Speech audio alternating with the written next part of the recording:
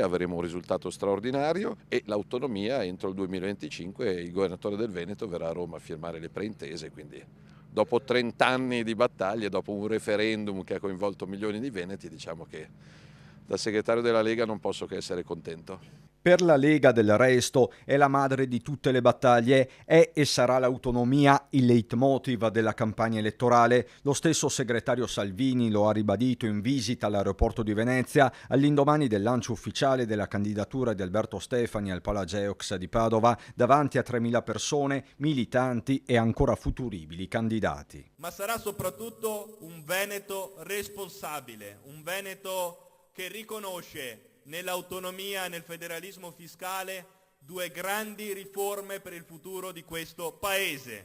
L'autonomia differenziata, richiesta a gran voce dai veneti, che permetterà di avvicinare decisore e territorio. Noi la responsabilità vogliamo assumercela, perché le responsabilità non ci fanno paura. Questo è il mantra leghista da qui alla data del voto, con la strategia elettorale di fatto delineata dal palco. In lista ci saranno tanti amministratori, ha detto Salvini, poi l'annuncio del governatore uscente.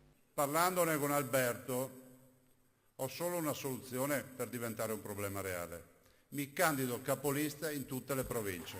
Problema, termine ricorrente in questi giorni, con il segretario leghista che ne dà un'interpretazione autentica, lasciando intendere, seppur implicitamente, chi sia il mandante politico da ricercare tra gli alleati. Quindi Zaia per chi era un problema?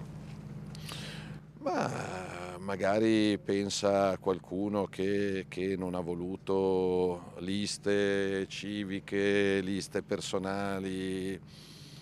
Secondo me è sempre un errore limitare la possibilità di scelta per i cittadini, per gli elettori. Salvini che smentisce le voci per cui la Lega potrebbe sdoppiarsi, da un lato una Lega nazionale, dall'altro una settentrionale guidata da Zaia su modello della CDU-CSU tedesca. E anche oggi sul Corriere della Sera non ci azzeccano.